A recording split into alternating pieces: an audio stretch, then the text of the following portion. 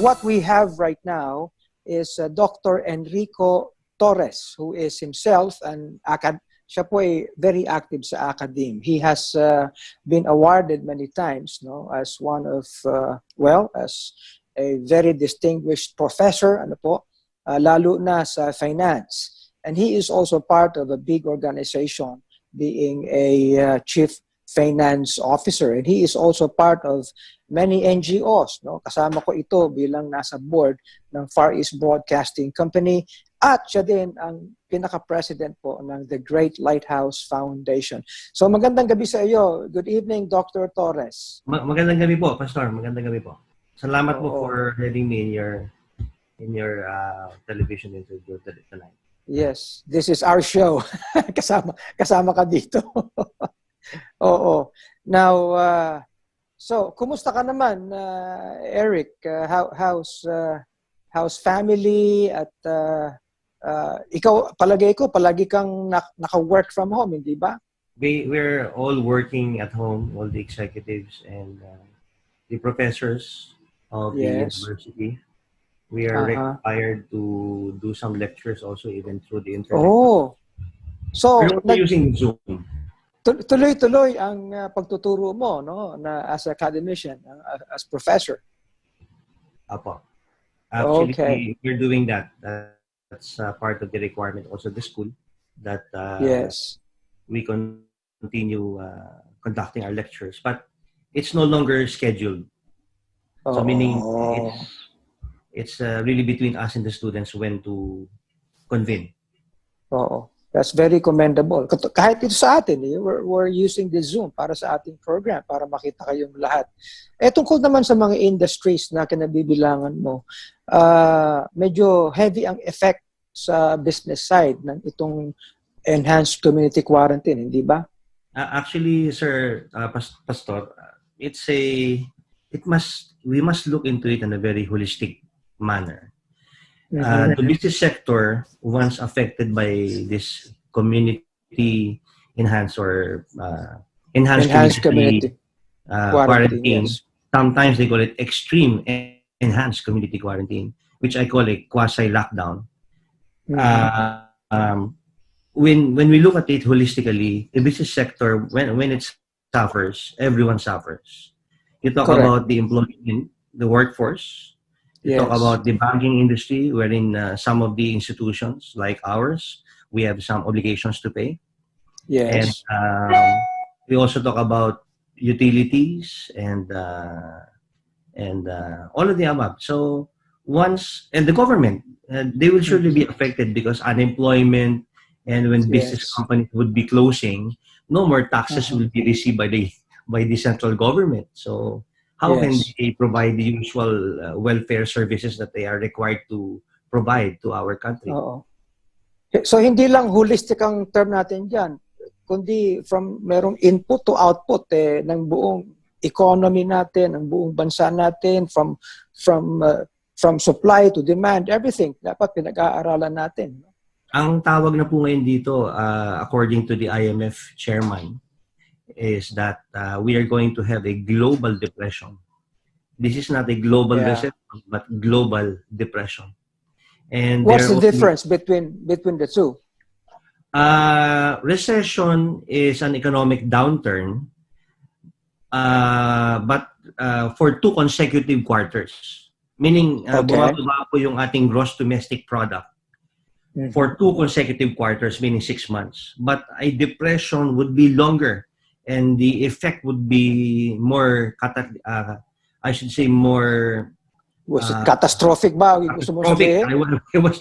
I was about to say catastrophic because prices would be falling down, many supplies, but there's no demand. Purchasing power is down.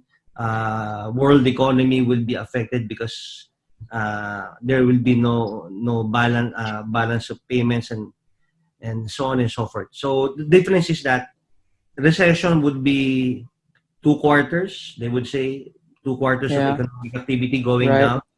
But depression, that would be longer. And the word depression is well known during the 1930s because of the World War. And what you're saying is this will not just be true sa Philippines, but this is worldwide. Yes, yes, definitely po, Pastor. Actually, the US has been very, I should say, very active in terms of providing an economic stimuli. Oh, malaki, 3 Yes, trillion they dollars. provided $2.2 trillion Oo. to support their economy. Yes. Actually, Pastor, I can you give me a few seconds? Sure. I just Go want ahead. to show you something. Yes.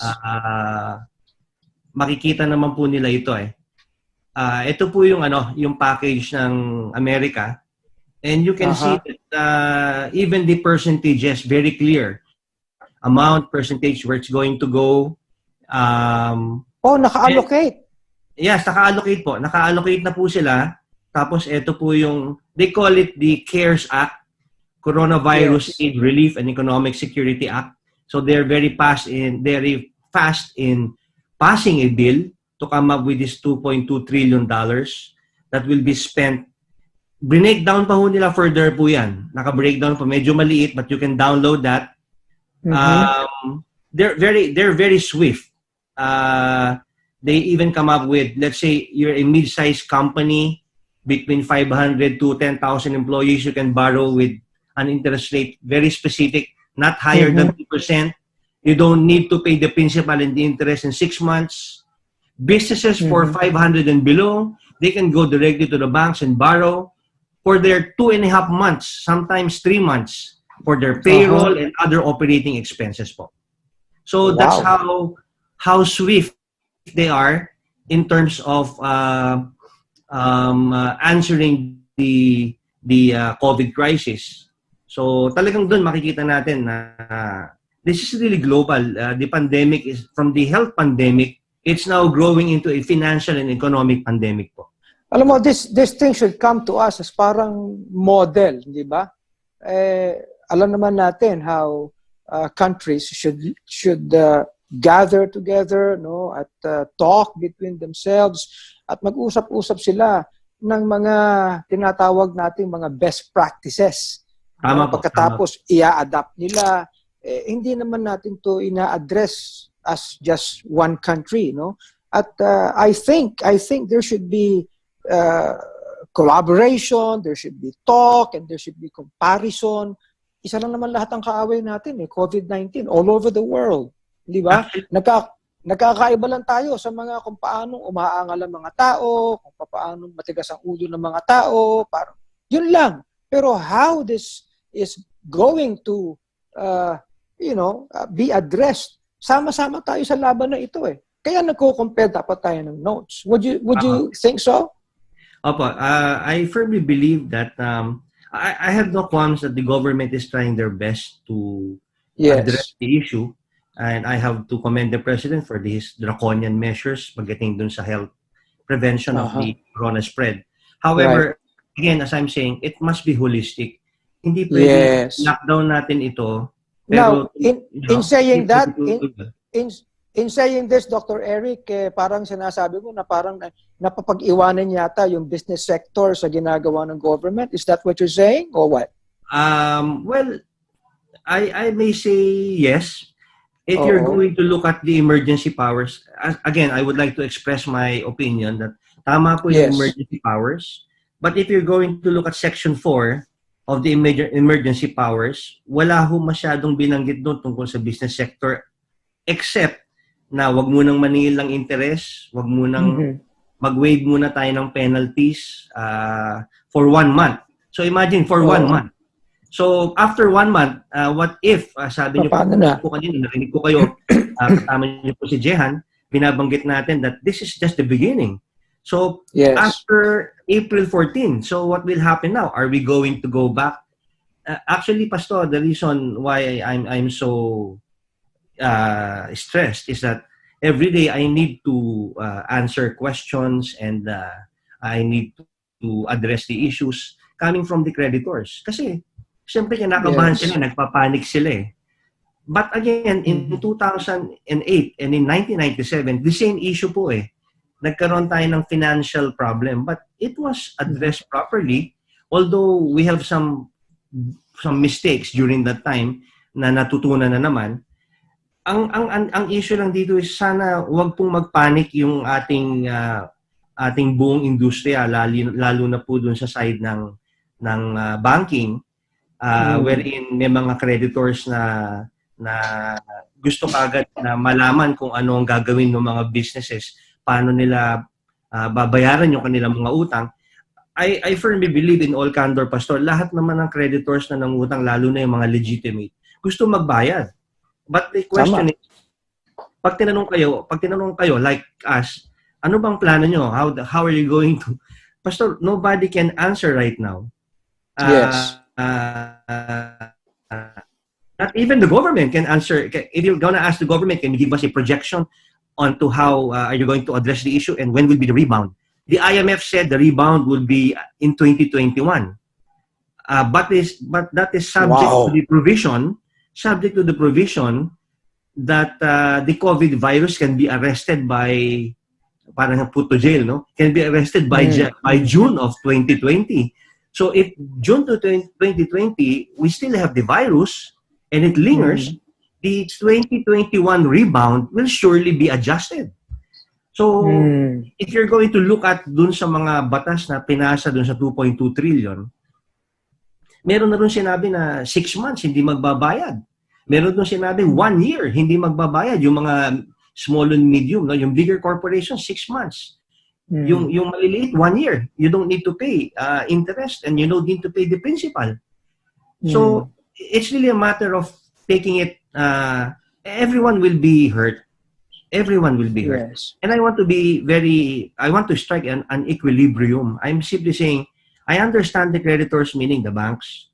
Because right now, I do have a friend na hindi natutulog ngayon dahil siya yung naglalagay ng pera sa ATM machine just to make sure that everything is funded pag nagwi-withdraw ang mga tao. So, panay withdrawal, walang deposit. Saan nga naman sila kukuha ng pangbigay ng loan sa mga tao? Dahil wala rin pumapasok, madidrain din sila. Kung panay sila pautang, hindi rin magbabayad ang mga tao or ang creditor. So I have to be very balanced. So that's the reason why I am appealing again to our government. Tama naman po yung direksyon na nagbibigay sila. I heard the President about the 200 million package. Pero you saw, I just presented to you, Pastor, a while ago, the 2.2 trillion, it's already divided, it's clear. I'll give you a perfect example. I think everyone knows about the 5,000 and the 8,000 that will be given to the people. Right. Pero nakita ko yung form, Pastor, may SAC form na be-fill upan. May proseso. Sobrang... That's another, that's another tedious, Opo process. Bureaucratic po eh. Ang tao po ngayon nangangailangan na, I live in Sampaloc. Okay? I live in Manila. And sad to say, in 571, we haven't received anything yet. So I addressed the issue. I asked for some donations. We were able to give some rice, inject some vitamin C. But that's our meaning as a group, as 571, Barangay 571, we did it on our own. But Pastor, we have people here, tricycle drivers, fishball sellers, yes, magbabalot. Anong ilalagay nila doon sa form na yan? Yun nga, you don't expect them na mag-fill up pa ng form. If we really want to convey the 5,000 and the 8,000, I think it's just a matter of what Trump did. You just go to my sister just informed me she saw in Fox News, sabi raw, basta raw pumunta lang doon sa SBA, that's Small Business Administration, mag-fill up ng sandali, and that same day makukuha yung pera. I think the answer here is swiftness. The answer here is clarity. The answer here is specificity. You know? Correct. Ang tanong, magkano ang ibibigay? Magkano ang interest? Gano ang term? I think we have to specify that. Now, if the government is having some problems because these are technical issues, then tama po yung sinabi nyo. It must be a collaboration, therefore, between the business sector, the government, and banking institutions. Kasi if we will not collaborate, chances are we're going to have a hard time. You know what happened in Quezon City already? people would like to, well, our organization, I won't mention the name, our organization, meaning our company, would like to address the issue of giving the 13-month pay, of giving the leave pays, and paying the salaries. Pero pastor, sarado po lahat yung stores namin. We don't have any income eh. So Totoo yun. that will be addressed, or that should be addressed immediately. I'm not saying that the government is not doing anything. Siguro, ang dapat lang ho talaga is yung implementation natin mas mabilis, mas klaro. Kasi nga, ang good example ho dun yung SAC. Kasi po dito sa barangay namin, which is Sampaloc area. Ako po ay laking Sampaloc. I've been here for 45 years. I've been with them. So tinatanong nila ako, Kuya Eric, ano tong form na to? Anong gagawin namin dito? Sino po ang lalapitan namin? Ang barangay po ba? Ang ano po ba? Nasaan na po ba yung form? Yes. I think what the government should do now is to simplify everything. People need food. They need food. And I think what Jehan said, the private sector is more than willing to help. I can mention corporations that are willing to donate. A lot of people donated to our Great Lighthouse Foundation. And sad to say, even it's the foundation that is really working hard in providing the food. And you can check me. You can do a reality check. You can go to Barangay 571 and you can ask the people, ano na ba ang nangyari sa inyo? And people will tell you na, well, naka-receive kami ng 2 kilong bigas, naka-receive kami ng tinapay, pero yung pa lang po. Hindi na po namin alam kung anong gagawin namin. You know that there's a curfew. Yes. Ang curfew is pagdating ng 8 o'clock, wala nang lalabas. 5 o'clock lang, between 5 to 10 o'clock, doon ka lang pwedeng lumabas with your pass. And nakakatawa dahil they use the siren at 5 o'clock, around 6 o'clock. Ibig sabihin na pwede na kayo lumabas. The barangay officials would be telling the people, pwede na po kayo lumabas para po bumili kayo ng mga gusto nyo bilhin para po sa inyong necessities. And a lot of people will be answering, hindi rin ho kami makakalabas kasi wala rin ho kami pambili. So, you could imagine, it's already the clamor of the people asking them. Again, I'm not saying our mayor is not doing anything. Most probably, our mayor needs more help, more people to help them, to distribute. And I'm more than willing to help. Our barangay is more than willing to help. Our people here, they are all willing to help. And even our foundation is willing to help distribute the food. If there's a need to distribute the food. But again, it needs to be swift, and decisions must be made. It must be fast and clear. Alam mo, I can only remember some biblical principles na I often cite whenever I preach. Yung bang kaalaman, karunungan, at kaunawaan. Sa English, that's knowledge and wisdom and understanding.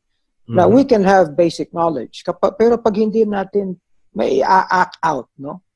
May execute yung knowledge na yan, na in effective way, baliwala yung knowledge mo. Tama? Pero, more importantly, yung understanding. Hindi yung, halimbawa, nabigyan ko na kayo. Hindi mo naman inisip kung paano ibibigay, hanggang saan, and everything. Yun yung kaunawaan. Tama yun, maganda yung sinabi mo. And secondly, yung pagiging swift. Nabanggit ko lang kanina yan, ng interview kay Jehan, yung sinasabi ng banal na kasulatan that we do everything with all circumspect. No? And then ang sabi ng Bible, redeeming the time because the days are evil. The longer our people, lalo yung nasa government, sit down on these issues, the more na tayo matatalo sa gerang ito. At lalo na kapag maraming mga tao, iba't ibang sektor ang nagbabangayan sa bagay nito. I hear you when you said, ang business sector gustong tumulong. Diba? Napaka-commendable niyan. And you'd like to partner with government, you'd like to partner with everyone to deliver this thing. Pero naman, kinakailangan, the government also should give some leeway sa ating business sector. Yun ang sinasabi mo, di ba? Opo. Kasi nga po, alam din naman ng government that after this COVID, this pandemic, babalik ang tao, kailangan meron siyang trabaho eh. So, Correct. baka may balikan pa kung hindi pa Oh, sarado yung kumpanya. Kasi, asked to be required to pay the 13-month accrued sick leaves and vacation leaves and the salaries and wages. Madali po yun. I can testify to the fact the owners of the corporation that I'm working right now, they're very generous, they're kind-hearted. Ang iniisip lang ng mga boss ko ngayon, ng mga executives of our company is just to take care of the employees. We even distribute the food every day. Is breakfast, lunch, and dinner to all of our security forces. wow. And we disinfect our stores almost every day. So we're doing our best to make sure that everything will be fine, taking care of the inventories or our assets, so that when the time comes that everything is fine, we can go back and operate the business. But again, that is our part. So I think the government should now play their part in injecting some funds like what Trump did. It Yes. should be specific. Like 6 months, you don't need to pay interest and principal. 1 year, you don't need to pay. Here's the money I give you. I think they provided around $200 to $300 billion, specifically for funding the business sector, because they know they've gone through the 1997. We've gone through the 1997 crisis. I'm also a banker by practitioner, and I have seen how banks can react when they panic.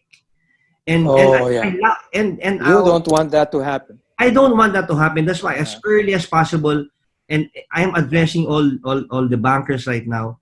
Let's not panic. Business will be usual. I'm pretty sure their panic also is reasonable, because, as I've said, if they will not receive any collection, also, if there will be no deposits, and we keep on borrowing, so they're gonna have a big problem. Correct. And if the government is now saying wala dapat interest for the next 6 months or for the next 1 year, Pastor, saan din sila kukuha ng income? Kawawa din naman sila. So, sabi ko nga, it has to be approached holistically. But again, the banking sector and the business sector working together with the government in the middle, and by God's grace, always, I think we can weather this problem. Tama yung word na ginamit mo, Pastor, collaboration po ito.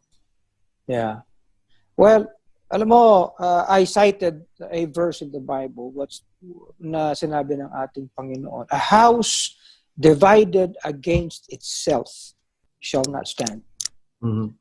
This is the kind that we have. Kaya dapat ay lahat ng sectors, from government, business, yung mga nasa health, yung nasa mga LGUs, yung nasa lahat ng ano natin, kinakailangan we should work together, because we are one Filipino house. As one nation, we should do this. Well, maraming salamat sa iyo, Dr. Eric Torres. Your inputs are very napakahalaga at dapat naunawaan ito. I pray na ang episode na ito ng Lighthouse Cafe ay mapanood ng lahat, pati ng nasa government at nasa mga industries. And I pray that we should make some sense sa lahat ng pinag-uusapan natin. Maraming salamat sa iyo. Maraming salamat po, Pastor. Wag kang mapapagod mag-input ng mga ganyan, because the Lord wants us. No, hindi lang tayo nagbabahagi ng salita ng Diyos, ng gospel, no. Sapagkat ito, ikabubuti rin natin sa buhay natin ito. You know what John said, no, sa kanyang I pray that you would be in good health, no, in as much as you're also being prosperous. Kaya kinakailangan natin ito. And so, thank you so much, Dr. Eric, and for joining us tonight sa episode na ito. God bless you, and you keep safe, no? You be strong. Oo, sige. Galatians 6:8 lang po. Ay, Galatians 6:9. Yes. Let us not be weary in well-doing, for in due season we shall reap, if we faint not. Oo. Yung verse 10. Ano sabi sa verse 10? therefore, we should take this opportunity that we have to do good, especially Yes. to the members of the Oo. House. Lahat ng opportunity gawin natin, no? Kaysa yan ay idea, kaysa yan ay isang prinsipyo o turo, no? Lahat ay gawin natin, hindi lang goods. Okay? Yes. Hindi lang pagkain, hindi lang food, no? We have in the midst of adversity, the Lord lays before us an opportunity. Yan palagi ang aking tinuturo. No? It's not altogether something na para for all our downfall. For every adversity, there is something, an opportunity that comes to us. And we should take this opportunity so that we can get to all people within and without our ministries. But of course, especially to the household of faith. Ayun. Thank you Okay. very much po. Maraming salamat. Oo, thank you. Okay. Now, ito po ang ating Lighthouse Cafe at ito ang ating programa na pinoproduce ng Lighthouse Bible Baptist Church so that we can talk about things that's gonna do better, no? Na we can magagamit po natin para sa kapakanan ng ating bansa. Lalo na sa kalalagyan natin ngayon in our fight against the COVID-19. So, you pray. You pray po sa lahat ng ating kinikilos. Napakahalaga po no ating mga kababayan, ating mga nasa government, pati yung mga medical practitioners natin. We all believe na lahat tayo ay kinakailangan may makontribute sa ginagawa po natin ito. This is a fight that we all should be in. Now, may I just put in some verses, no, for us all. I go back to what the Apostle Paul says here, no? Ang sinasabi niya doon sa 1 Timothy, no? I exhort therefore that first of all, supplications, prayers, intercessions, and giving of thanks be made for all men, for kings, and for all that are in authority. Those who are in authority are not just those who are in government, but those who are in authority, yung pong nagre-refer sa lahat ng mga sectors po natin. Kahit authority sa health, authority sa peace and order, authority sa business, authority sa mga local governments natin, authority sa mga barangay po natin, authority sa banking, authority sa maraming sectors, iba't ibang pagkilos sa ating lipunan. Ipanalangin po natin sila. And giving of thanks be made for all men. Lahat po ay saklaw, lalo na yung ating may mga sakit. Yung ating mga kababayan who are in the midst of bereavement right now because of losses dahil po sa COVID-19. At ang sabi ni Paul, that we may lead a quiet and peaceable life in all godliness and honesty. In Ephesians chapter 5 and verses 15 to 17, ang bilin po ni Paul, see then that you walk circumspectly. Meron pong pag-iingat, not as fools but as wise. And then look at this, redeeming the time. Huwag na tayo makasaya ng oras. Napakahalaga ng bawat sandali, ng bawat araw. Alamin natin, with this redemption ng time, mga kababayan, mga kapatid, ay magagawa po natin. The days are evil, ang sabi ni Apostle Paul. Nasa kalagitnaan po natin ang isang bagay na masama. Ang sabi ni Paul, finally, ang sabi niya, wherefore, be ye not unwise, but understanding what the will of the Lord is. And bye for now, babalik po sa atin ang Lighthouse Cafe. And just watch para sa mga announcement po natin. God bless you all. Keep strong and keep serving the Lord. That's what we need. Mga usaping in, mga paksang trending, Mga talakayang may kabuluhan. lifestyle at kulturang sariling atin. Buhay Pinoy, pag-usapan natin dito sa Espresso Self!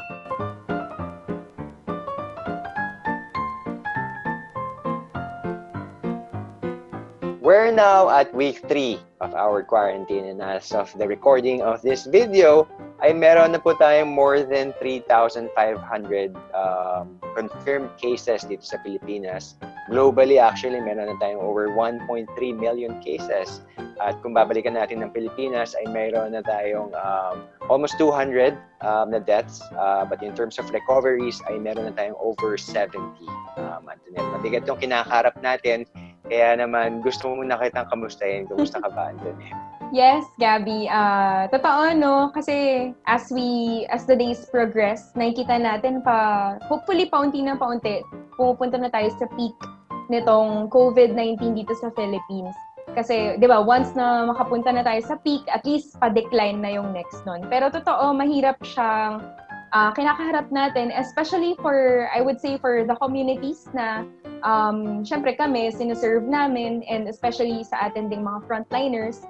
Nakita ko nga sa isang post ng isang mayor na we're now at week 3, week 4, unti-unti nahihirapan na may ibang frontliners talagang burned out na ganyan. And sa communities naman, may iba na nagdi-deplete na yung supplies ng food, ng water, ng hygiene kits and all that. So, talagang mahirap, masakit. Honestly, sa totoo, masakit sa puso makita yung ganito. Especially when I remember the kids na pwede nagdi-deteriorate na yung nutritional status nila as food is insecure, mga ganun. So, pero actually, yun nga, we're still in the beginning. Actually, siguro papunta pa lang tayo sa peak na yun.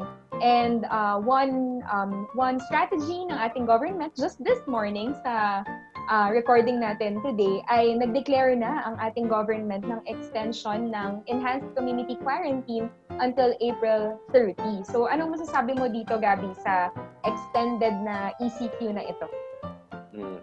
I think, Antoinette, it's a good move. It's a wise move. I think sa sitwasyon natin, it's better to be safe, extra safe actually. So this extra 2 weeks probably, medyo masakit pa siya, lalo sa ating mga kababayan. But I think, it's better than, pag pinakawalan tayo, nilift yung quarantine, tapos magkaroon ng second wave or second, batch, as we're seeing from other countries, baka bumalik tayo sa step 1. Kaya mas mabuti na to. I think magandang move ito. And for this extra 2 weeks nga na nadagdag, nasa week 3 pa lang tayo ng quarantine natin, I think napaka-importante, Antoinette, yung pagkakaroon ng pag-boost ng ating immune system. And isang paraan yan na napaka-effective ay through nutrition, through healthy eating habits. Pwede yan sa juicing or pagkain ng mga vegetables. Kaya naman, yan ang ating pag-uusapan ngayon sa ating episode. Ayaw natin na naka-quarantine tayo at lumabas na maging mas obese yung mga tao. Gusto natin maayos ang kanilang nutrition. Yes, tama yun, Gabby, no? May nakikita nga ako ng mga memes na mga posts na sobrang wala nang magawa. Syempre, pabalik-balik na check the ref, check it again and again and again. So, which is true kahit sa akin, no? So, totoo naman yan. And napakagandang topic nito, kaya we are very happy na makasama natin ngayon via Zoom interview ang isang mommy na talaga naman na makasasabi nating eksperto pagdating sa pagpe-prepare ng healthy drinks and healthy food for the family. So, welcome to our remote espresso self-interview, Ate Jane Corpus. Ayan, so welcome to our remote espresso self-interview, Miss Jane Corpus. Yan, welcome to Espresso Self, Ate Jane. Yan. Hello. Hello po. Hi, Ate Jane na lang, no? Para mas casualan tayo. Oo. Pero yung mismong setup ni Ate Jane, no, Gabby, ay talaga namang Sa mula kitchen, sa... syempre. Oo, dahil yan ng ating pinaka-topic for today. Excited na ako dahil nakita ko yung background ni Ate Jane. Nasa bahay siya. Where, sabi nga, week 3 of our quarantine, bagamat may konting pagtitiis at marami nangyari sa paligid natin, I think this is also a time for us to be encouragement at kagaanan sa lahat ng ating manonood. Kaya pag-uusapan natin nga, Antoinette, ay healthy eating habits. Pero just a quick introduction lang siguro muna, Ate Jane. Ilan po ba ang pinapakain ninyo? Ayoko nang sabihin pinapalamon. Pero inaalagaan, inaruga, pinapakain ninyo ngayon sa inyong bahay? 4 lang kami. Pag wala si Kuya Bob nyo pag hindi siya nakabakasyon, 4 lang kami. At pag 4 lang kami, ako yung lahat ng nag-prepare ng mga pagkain. Pag nakabakasyon naman siya, laging siya yung tagaluto. Kasi mas magaling siyang magluto at mas mabilis yung utak niya. Pag nakita niya na yung laman ng ref, alam niya na kung ano iluluto niya. Ako, kailangan ko pang i-check lahat at kailangan kumpleto yung ingredients pag nagluto ako. Alam, kinasal pala kami. April 16, 1994. Wow, malapit na pala. Next week na pala yon, 26 years na. Wala naman talaga akong alam sa pagluluto. Ang ginagawa ko lang noon, may yung mga basic lang na mga recipes yung tinuturo ni Mami sa akin. At hindi rin ako yung laging nasa kusina. At siguro sa kapapanood lang sa kanila, lalo na noon at lumaki ako sa lola ko, kasama ko siya sa bahay niya, mag-isa niya kasi ako yung kinuha niyang kasama niya. Yung ginagawa pala niya noon na pagluluto, naitanim sa utak ko. Wow, very no? Kasi alam mo Gabi, lahat ng anak ni Ate Jane ay puro dalaga, 'di ba? Or yan, hindi na nga dalagita dalaga. So, in a way Ate Jane, medyo parang ba yan, piniprepare niyo po ba sila? Ginamit niyo po ba yung time na ito na quarantine na magkakasama kayong lahat just to prepare them kagaya ng kung paano po kayo natuto nung kayo ay dalaga pa? Nung first week ng quarantine, ako pa lang ang yung nagluluto. Nitong mga sumunod, 2 week, yung second week na siya, sila na yung nagsasabi na, habang kakain pa lang ng gabi, Ma, ano kayo ulamin natin? Ano yung ulamin natin bukas? Lalo si Dap, Ma, anong lulutuin natin bukas? Sila na yung nagtatanong. Kasi yun yung trabaho ng mga mamis, di ba? Nag-prepare pa lang sila ng pagkain, iniisip na nila kung anong lulutuin na naman ng lunch. Kaya, ngayong quarantine, hindi na ako nahihirapang mag-isip kasi nagsasuggest na sila kung ano yung lulutuin. Sa family niyo po, Ate Jane, ano ba may fina-follow ba kayong recipe for the next 3 days or 1 week, or talagang paggising sa umaga para may surprise na naghihintay sa pamilya? Yung fresh na vegetables at fruits, binibili ko sa palengke kasi mas gusto ko yung nakikita ko, nahawakan ko, nakakatawad ako, at mas maraming pagpipilian pag sa palengke. So yung nabili ko na yon, good for 3 days na yung para nalulutuin. Kung magsi-cereal sila sa morning, ang gagawin naman namin para sa lunch, parang sana sa isang recipe, para sa isang kilo na manok. Ang gagawin doon, tinola. Yung 1 kilong yon, hindi mo naman maubos yon sa isang kainan lang. Ang ginagawa ko, hahatiin ko yung 1 kilo na yon. Yung 1 kilo, ang ilalagay kong gulay, doon sa unang meal namin, ang gagawin ko doon, lalagyan ko ng papaya at saka spinach. So, if i-freezer mo yung kalahati, hindi mo pwedeng ipaulam ng dinner yun kasi syempre magsasawa sila. Ang gagawin mo, sa isang araw mo uulamin yon. Pero iba namang gulay ilalagay mo. Ang ilalagay ko namang gulay, talbos ng ampalaya, ganun, para maiba naman. O kaya, yung prepare namin ngayong, para less na rin sa pagluluto, yung 3-in-1 na lumpia. Ngayong tanghali, naging lumpiang hubad. Minirianda namin. Minirianda namin, naging lumpiang gulay, yung may balot na siya. Pangalawang recipe, kasi marami yun eh. Isang lutuan lang yun. Recipe, magiging lumpiang Shanghai. Wow. Fresh lumpia. Yung ang balot apat na pala yun. Kaya yun, hanggang 3, naubos yun sa 3 recipe. Pang-4 chop suey, mga ganyan dati. Siguro sa iyo naman, Antoinette, no, kasi pinag-uusapan natin yung mga recipe ni Ate Jane.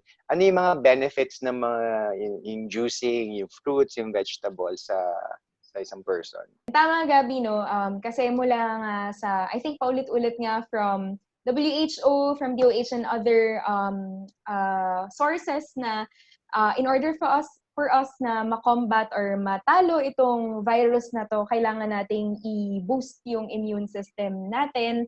And what better way to do that besides yung pagkain natin ng mga pagkain na rich in vitamin C, vitamin A, vitamin E, and other antioxidants nga. So, at ang napakagandang balita ay sobrang hitik nahitik yung mga fruits and vegetables natin, kagaya ng mga nabanggit ni Ate Jane, yung strawberries, mango, kiwi, ayan, itong mga ito sa mga bitamina at mineral na kailangan ng katawan natin. So, itong mga natural sources na ito din yung talagang magbibigay sa atin ng lakas, sa katawan natin ng lakas to fight off whatever virus or bacteria man yan na that would try to harm us.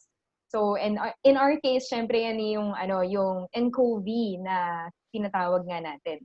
And of course, maliban sa vitamins and minerals, kailangan din na balance yung pinapakain natin sa family. Kagaya nga nung sabi ni Ate Jane kanina, yung lumpia, nilagyan niya ng tokwa. Ayan. And tokwa ay napakagandang source ng protein.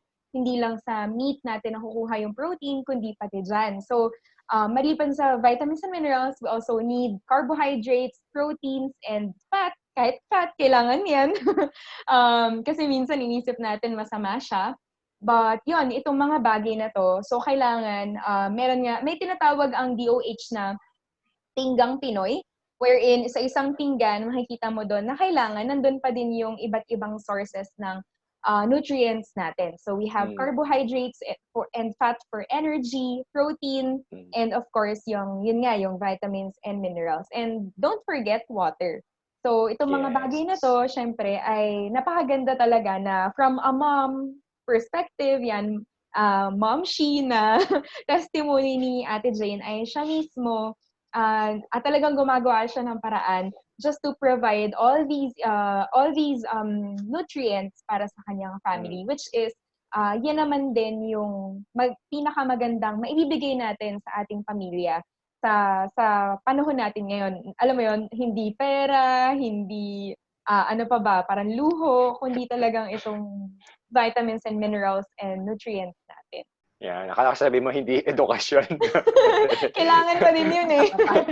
Kailangan din. Pero yung water, napaka-importante ng tama yung sinabi. Buti na naihabol mo, Angeline. So, sa pagtatapos ng ating segment, siguro, final message na lang, siguro practical tips, maiksi lang, Momshi Jane. Ano ba yung pwede mo share sa ating mga momshies dyan na nanonood ngayon? Okay, sa atin pong mga momshies na nanonood, huwag po tayong matakot na mag-experiment. Kasi sabi nga, no one is born to be a great cook. One learns by doing. Kasi totoo po yun. Hindi naman po ako magaling magluto. Nasa ating diskarte na lang siguro. Kung paano natin mapapakain ang ating mga anak ng healthy, lalong-lalo na ngayong naka-quarantine tayo. Hindi naman natin kailangang magluto ng marami kasi sa aming pamilya ang balanced diet, wala kaming sinusundang balanced diet kundi ang ginagawa ko lang isang putahe sa isang lutuan. Kasi pag nagluto ka ng 2 putahe, hindi na nila gagalawin kung meat at vegetable na hiwalay, hindi nila gagalawin. Kung sinigang lang. Kasi yung sinigang, maraming ka namang mailalagay ng gulay doon. Sa pangalawa, yun yung una ko. Wala kaming balance na diet na sinusundan araw-araw. Basta sa isang kainan, isang putahe. Pero pag fried, kailangang merong simpleng gulay lang. Yung tinatawag naming salad. Pero hindi yung salad na mang mayonnaise, gano'n. Ang ginagawa, pag fried, ang salad na kasama niya yung nilagang talbos ng kamote, talbos ng dahon ng ampalaya na may kamatis at bagoong lang, ganon. Pangalawa, ngayong quarantine, hindi ko rin kasi ugali yung nagpapa-deliver o kaya sa online store bumibili. Ako talaga kasi yung pumupunta para gusto ko nakikita ko pa rin yung binibili ko. Then, pangatlo, gawin natin yung time na to para makita ng ating mga anak yung ginagawa nating pagluluto, pag-prepare ng kanilang kakainin. Kasi kung ano yung nakikita nilang ginagawa mo, yun din yung gagawin nila sa kanilang pamilya. At pang-apat, gawin nating banding to sa ating mga anak. Kasi ngayon, napakahaba ng oras talaga natin. Sila ngayon, natuto silang magluto na hindi nila ginagawa noon. Natuto silang mag-isip kung ano yung iluluto sa araw-araw. So, yung quarantine na to, ang nakita ko rin talaga na blessing, yung naturuan ko sila kung paano yung pag-budget din ng iluluto ko na at kung paano yung pag-prepare ng tamang pagkain, kung nakikita nila kung paano mo hugasan ngayon yung pagkain. Kasi pag uwi mo, pagkagaling ko sa labas, sila na yung magsasabi, akin na yung gulay. Dati kasi nung wala pang quarantine, binababad ko lang siya sa baking soda. Pero ngayon, binababad na sa hinuhugasan na talaga ng tubig tsaka sabon, pati na yung mga delata. At thank you rin sa Lighthouse Cafe, sa once in a lifetime na... Pwede pa naman maulit, Ate Jane. Ulitin natin. Hindi pa ako tapos. Wait lang, hindi pa ako tapos. Once in a lifetime lang tong quarantine na to. Okay. Diba? Hindi na mauulit. So, okay. Siguro napaka-meaningful din dito sa akin. Salamat at in-invite nyo rin ako. Sana may na-share din ako na matututunan ng ating mga manonood. Yes. Internet? Opo, for sure naman, Ate Jane. Ako talaga ang pinaka-tumatak sa akin yung yun nga yung nag-e-effort talaga si Ate Jane no na maglagay ng presyo, ng cost para lang mapakita. Kumbaga parang just to prove na hindi naman ibig sabihin na masustansya yan ay mahal yan. Hindi kami din naman sa nutrition, yun naman din yung gusto namin i-advocate na it doesn't have to be expensive para masabi natin na nutritious yung kinakain ng ating pamilya. Kailangan lang kung talagang madiskarte ka. And even, yun nga, yung sinasabi ni Ate Jane na paghuhugas, kalinisan, hand washing, lahat ng yan, even before COVID, ay parang kumbaga ina-advocate natin. At tignan mo nga naman sa panahon na ito rin mga bagay na to ang magsasalba sa atin. So, talaga, totoo yun, yung sinasabi, parang sabi nga nila, the best things in life are free. Pero sa totoo lang, the best thing actually na makukuha natin, just like nutrition, just like hand washing, our salvation is free. But it actually costs so much din sa Panginoon. But for us, it's free. And itong mga bagay na to, we have to treasure it. And we have to sana ma-maximize natin itong mga bagay na to na siguro dati hindi natin masyadong pinapansin. Pero ngayon, ito talaga yung mga nagbibigay sa atin ng kabuluhan. Yan. So, thank you, Ate Jane.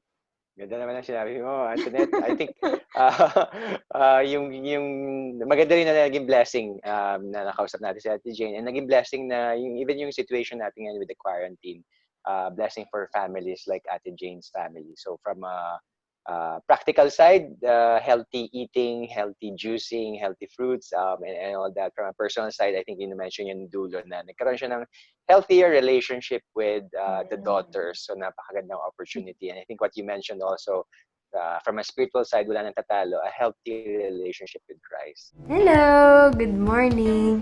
So this day, papakita ko sa inyo ang schedule ko. Kahit enhanced community quarantine, hindi doon natapos ang trabaho, meron pa din. Though hindi na ako nakakapag-treat ng students, may ilan-ilan na meron. Marami pa rin kailangan gawin sa bahay, itulong sa bahay. And kunwari, ngayon, gusto ko nakakatulong sa pagluluto or ako magluluto. Just a little way to help my parents dahil medyo ang dami nilang ginagawa for the church and for the Great Lighthouse Foundation dahil maraming gustong nating matulungan. Yun, mag-schedule. Samahan niyo ako buong araw. Ayan, ready na ang breakfast. Ham lang, tapos bread, o kaya rice. And tapos, after nito, magmamap ako. And diretso paligo sa dogs. So, may change of plans. Tapos na ako magmap. Pero mamaya ko pa papaliguan yung mga dogs kasi umiikot-ikot muna sila sa bahay. Pakita ko sila sa inyo. Hello! Toby! Ayan, dahil mamaya ko pa sila yung papaliguan. Mag-ready na lang ako before our meeting. Tapos, tsaka natin videohan yung mga dogs. Ligo time na ng dogs. Hello, Toby! Ito naman yung kasama ko para sa blow dry. Andun sila, oh. Shake, shake, shake! Patapos na po kami. Siya na yung last na dog. Hey, bye-bye! Tapos na po silang tatlo. Babalik na namin sila sa cage. Samahan niyo kami. Come on! Mom!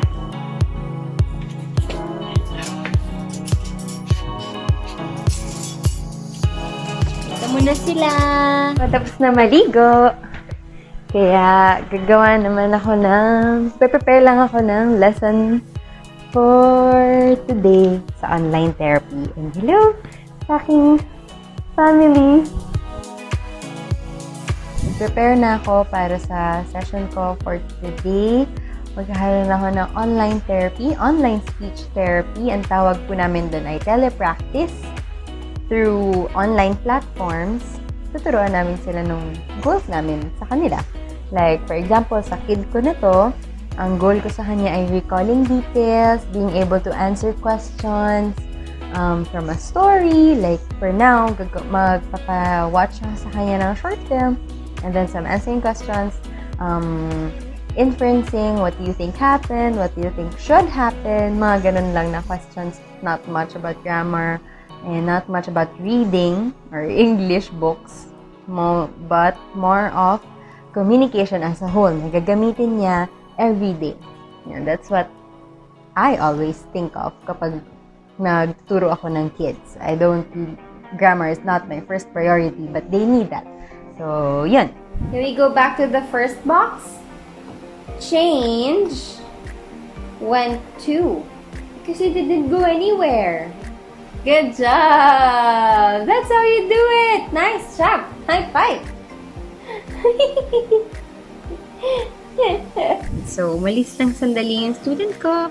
Yay! Tapos na tayo sa online therapy. At praise God, it was successful. Natuwa naman yung student.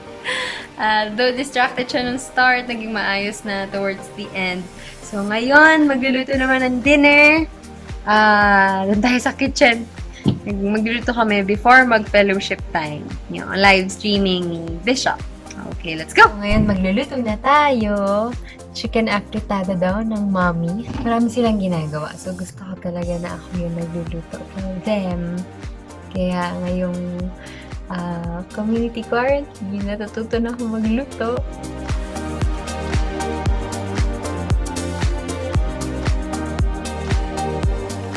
Ayan, tapos na natin yung dinner. Yung ulam natin. Yay! Chicken afritada ala mama. Yay! Kain na tayo! Dinner time now! Yeah! Kain! Ngayon, tapos na ang dinner, tapos na ang paghuhugas, paglilinis. Yeah, 10 o'clock na ngayon at ang madalas na ginagawa ko talaga bago matulog ay mag-devotion. Ang plan na session ko, Setting Godly Goals, yung title niya. Dahil meron akong matagal na pinag-pray. So, meron akong ginagamit talaga. This year ko lang siya ginawa. Yun, meron akong sariling planner for my devotions, Surrender 2020. And ito, lahat talaga ng nasa puso ko. Lahat ng gusto kong gawin, lahat ng gusto kong matutunan spiritually, and everything I want to pray for, nilalagay ko dito. So this week, ayan, yung prayer list, quiet time ko, and what I'm grateful for, sobrang nakakatulong siya. Lalo na ngayon na ang dami-dami natin pinagdadaanan. So, nag-devotion muna ako. And bago matulog, I'll see you again later. So, tapos na ako mag-devotion. Full my week! Yay! Sarap tingnan. Humahaba yung prayer time ko. Mas nagiging consistent din ang prayer time ko, ang devotion time ko. Because of community quarantine. Yun pa rin ang number one that I'm very grateful for despite our situation. Really thankful to God na sa atin ang salita niya to keep us grounded, keep us secure and settled in Him. Sa journal ko, meron lagi encouragement for the week. Kaya yung encouragement for the week, God will provide a way that we may be able to bear adversity. Sinabi ko ni Bishop this week sa isang preaching niya. And that way is realizing God's grace in us. na kahit anong pinagdadaanan natin, binibigay sa atin ng Panginoon sufficient ang bawat blessing, bawat grace na binibigay niya sa atin. I'm very thankful for that. Matutulog na ako. And good night! Thank you! So, ngayon nga po ay patapos na po ang 3rd week ng quarantine. So, nire-record ko po ito as April 3 today. So, ngayon po ay, ayan, tapos si Cosmo. Nandito naman po ako sa GCTV office. So, ngayon po ay naka-in-house po kami ngayon dito sa Tatalon. So, kami po yung nagbabantay ngayon dito sa Lighthouse Bible Baptist Church. 10 o'clock na, so magsa-start na po ang isa sa mga project po ng The Great Lighthouse Foundation, which is called Project Joseph. So ngayon po ay mamimigay tayo ng mga relief packs, ayan po, para dun sa mga members po natin who is in need, lalo na po yung mga wala na po access sa mga pagkain, sa mga supplies. So, papamigay na po natin to one by one. So, syempre, social distancing pa rin and yung pag-wear nga ng mask. So, mamaya mag-mask ako and yan, yung frequent na pagdi-disinfect. May parang difference na 5 to 10 minutes para hindi rin sila mag-abot. Tapos, yung guard namin, binubuksan lang yung door, then sila yung bahalang kumuha dun sa share na binigay namin. So, after po ng 1 hour ng pamimigay po ng relief, ngayon po ay nakapagbigay na po tayo ng 12 relief packs. So, gusto ko lang po i-take yung opportunity na ito para pasalamatan po yung mga nag-donate po sa The Great Lighthouse Foundation at syempre po yung mga namili ng mga supplies na ito sa mga supermarket po na nag-accommodate po sa amin at syempre po sa ating mga in-house staff na nag-pack po ng itong mga relief na ito. Ngayon po, magpupause lang po tayo dahil magkakaroon naman po kami ng meeting with our pastor. Naka-live ngayon sa leaders group namin. So, every week, meron kaming mga meeting with pastor at least siguro mga 4 times a week para lang ma-update kami. So, ano ba yung mga nangyayari ngayon globally and lalong-lalo na specifically sa mga churches natin. So, sa mga pastors namin, we get updates and pati na rin sa mga leaders namin per area dito sa Metro Manila and even sa suburbs. So, yan, para na-update kami and even yung mga protocols na dapat namin gawin or yung mga procedures na dapat namin gawin lalo na during this quarantine period. Lunchtime na. So, dito po sa in-house ay isa na lang yung food na niluluto for all. Kanya-kanyang kuha na lang ng food and syempre kanya-kanyang mga utensils din and plates para safe tayong lahat. Kahit nga po tayo ay nasa bahay, ina-advise po tayo na palaksin pa po ang ating mga sarili. So, ngayon yung ulam namin ay merong vegetables. So, syempre naka-ready rin yung aking water. So, tina-target ko na everyday at least maka 10 to 12 ako na ganito dahil before talaga hindi ako palainom ng tubig. So ngayon, dapat mas i-boost pa po natin yung ating mga immune system at syempre po, uminom po tayo ng ating mga daily vitamins. So, isa po sa mga ginagawa ko ay nire-remind ko po yung mga members natin sa mga oras ng coming together natin everyday. About mga 200 people na tinetext everyday. Naka-live po kami sa YouTube, sa Facebook, and minsan din po sa aming GCTV na sa Signal Channel 185. Si Bishop Ruben po gives some exhortations and then may time din po for fellowship. Ayan, nagkakantahan po kami to somehow po ay mas magkaroon po kami ng joy and comfort in the midst of this COVID-2019. Nung nagsimula po yung quarantine, naisip ko po na gumawa ng mga songs na kinakanta namin. So everyday, I post one song sa aking Instagram and Facebook para kahit papano in the midst na nakikita nilang mga news, tapos biglang madadaanan nila to, ay sana kahit papano ay ma-comfort din sila. As a way of disinfecting, lahat na pumapasok na cars dito sa church ay binabasa namin ng water. Ayan, resume na po tayo sa pamimigay po natin ng relief packs. So, naka-ready na yung mask ko, yung alcohol, and then, ayan, nagdi-disinfect na rin si Kuya Jovel para pag dumating yung mga tao, disinfected na. And list ng mga pamigay natin ay tinatawagin na po natin sila para pumunta na sila one by one. So, 3:30 PM na. So, start na nung coming together namin via live stream. Pero ngayon, special airing ng Lighthouse Cafe. Maraming misunderstanding ang ating So, patuloy pa rin tayo namimigay ng relief. Then, nagde-disinfect din tayo. Kahit namimigay, nood pa rin tayo ng live stream. So, for today po, the whole day, from 10 to 5:30 ay nakapamigay po tayo ng 56 na relief packs sa mga members natin po around Tatalon. So, meron din po yan from our other areas po na members din po natin. At ipapamigay na rin po yan sa week na ito. Kaya patuloy po kami nagpapasalamat sa mga nag-donate po at sa patuloy na sumusuporta. Naway, maraming pa po tayong mga kababayan na matulungan po dito. Maraming salamat po! So, 6:30 na po ng gabi. So, ngayon nagkakaroon po ulit kami ng coming together. It's an hour ng singing and pati na rin po syempre yung reaching ng salita ng Panginoon. At nagpe-prepare na rin po kami ng dinner dahil ngayon ay 50th birthday ng aking mama. So, yan, makikita niyo mamaya ang aming hinandang very simple lang kahit na quarantine kahit na paano ay makahanda pa rin.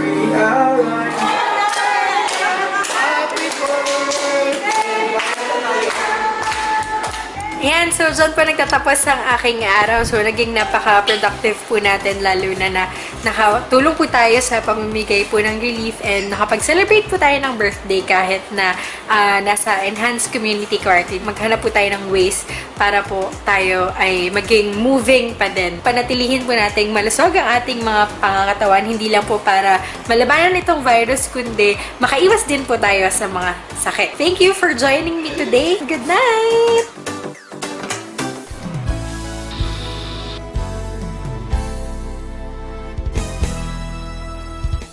And so we bring to close another episode ng ating Lighthouse Cafe, and we thank you all for joining us sa episode pong ito. At well, see you again next week dito po sa ating Lighthouse Cafe, where Good talks happen.